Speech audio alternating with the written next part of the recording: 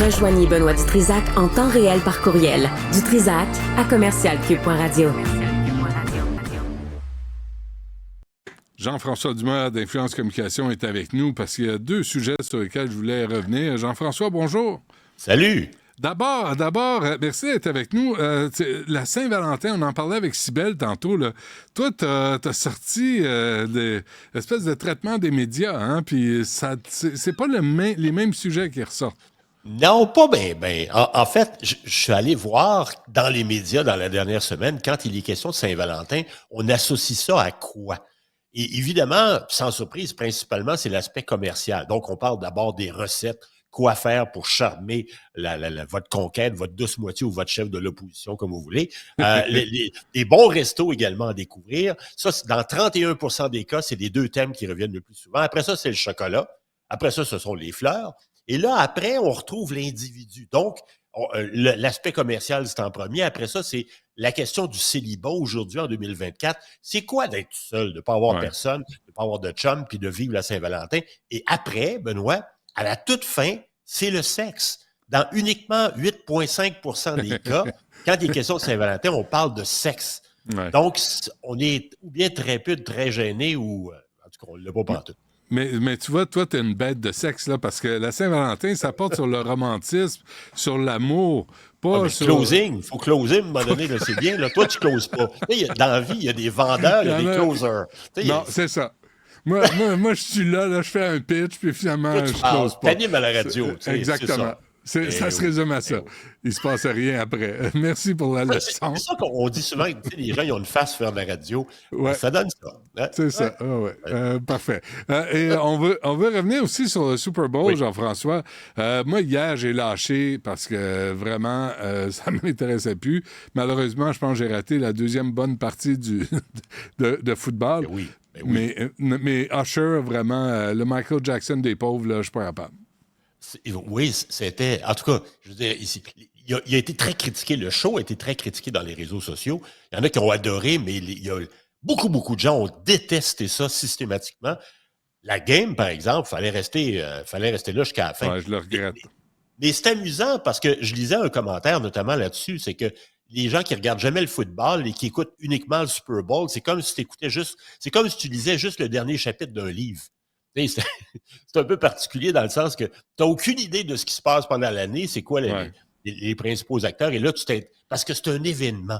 La game en tant que telle, avec tout ce qui s'est passé, c'est un gros événement. C'est d'ailleurs la nouvelle numéro 1 au Québec dans la dernière semaine, numéro 1 au Canada, numéro 1 aux États-Unis également.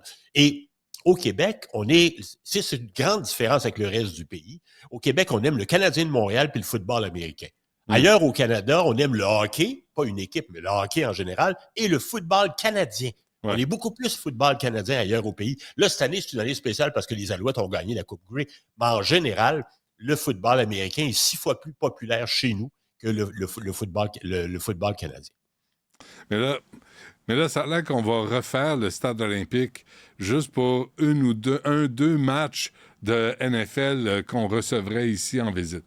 Ouais, je vais te dire un secret. Si on invite à la game Taylor Swift, on a des chances de remplir le stade olympique. Ouais.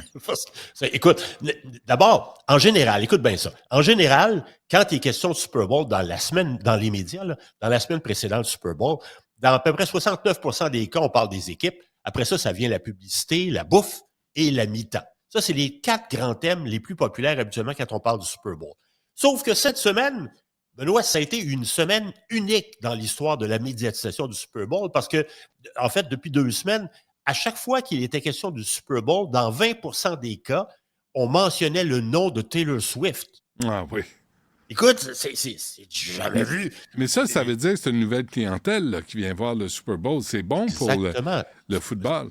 C'est écoute, c'est une manne pour la NFL. Ça a même amené... Est-ce qu'il y a un lien direct? Je ne sais pas, mais des gros annonceurs comme L'Oréal ont annoncé. Ça a permis d'amener un nouveau souffle, de diversifier la clientèle. Et évidemment, même si ça n'avait aucun rôle dans la game hier, on l'a vu souvent à la télé. Ouais. Donc, c'était vraiment juste sa présence, c'est extrêmement important. Ça, on parle de la game. On parle de la mi-temps, là, les questions pub, juste anecdote comme ça, les pubs en 1973, si tu avais eu un peu d'argent, tu aurais pu acheter une pub de 30 secondes pour 100 000 $. Et hier, il fallait dépenser plus de 7 millions de dollars pour une pub de 30 secondes. C'est 230 quelques mille dollars la seconde. Alors, c'est extrait.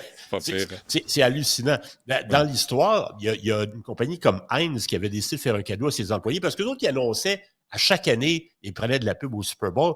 Et en 2017, ils ont fait quelque chose de spécial. Ils ont fait beaucoup parler d'eux grâce à ça. Ils ont dit non. Nous autres, cette année, au lieu d'acheter de la pub, on donnait une journée de congé à tout le monde. Alors, ça c'est dans l'histoire, ça fait partie des événements spéciaux en termes de publicité. Il y a, les Américains, hier, en général, 50% des Américains regardaient la game entre amis. Au lieu d'aller dans un bar ou tout seul à la maison, c'est un événement qui fédère les gens, qui rapprochait tout le monde et tout le monde décide de vivre ça ensemble. Mais là, il fallait manger. Et là, fait que là, je te parle un petit peu de cuisine. Encore un petit peu de temps, là. Juste parler un petit peu de cuisine. Hier, l'Américain moyen qui a écouté la game pendant quelques heures, qui a passé la soirée, a ingéré près de 8000 calories.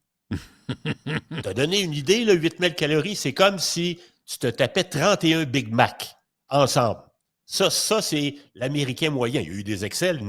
C'est pas pour rien que, d'ailleurs, aujourd'hui, il y a 6% des travailleurs américains qui ont calé malades, qui ne sont pas rentrés travailler. Et ils sont vraiment malades. Probablement. Malades. Ils ont peut-être dégueulé pendant la nuit. Oui, ou encore, ils prenaient pour les 49ers, puis ils ont broyé toute la nuit. Fait que, ils ont gagé trop gros, ils ont perdu bien de l'argent. Les Américains ont principalement mangé de la pizza dans 58% des cas, des ailes de poulet deuxième, les sandwichs et sous-marins au troisième rang. Pour accompagner tout ça, ils ont mangé hier 11,2 millions de livres de chips, 4 millions de livres de pretzels, 3,8 millions de livres de popcorn et ils sont allés 1,4 milliard de fois aux toilettes hier. Et 58% des Américains sont allés aux toilettes pendant le match pour ne pas rater les pubs. Imagine, c'est le monde à l'envers. Hein? Puis il paraît, ma fille me disait, Jenna Ortega a annoncé des Doritos. Puis tu sais, là, nous, on n'avait pas les publicités américaines à la maison. Mais tu vois, si ça avait été diffusé, je suis sûr qu'elle aurait regardé le Super Bowl avec moi. Oui.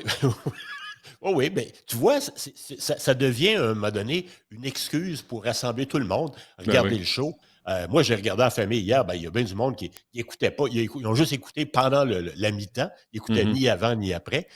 Et c'est drôle parce que, en termes d'image forte, je pensais que ça allait être beaucoup véhiculé par les médias. Au tout début, lorsqu'il y avait l'hymne national, on a vu un joueur des Chiefs pleurer. Je ne sais pas si tu te souviens. Oui, ils ont fait un gros plan. Vous voyez la larme couler. Là, je me suis dit, ça y est, la game n'est pas commencée. On a déjà l'image forte du match du Super Bowl. J'ai été étonné parce que ça n'a pas vraiment été repris par les autres médias. Je pense qu'il y avait des allergies. Ça n'a rien à voir avec la qualité des chansons. Jean-François Dumont, on se laisse là-dessus, d'Influence Communication. Merci, à la prochaine. Bonne journée.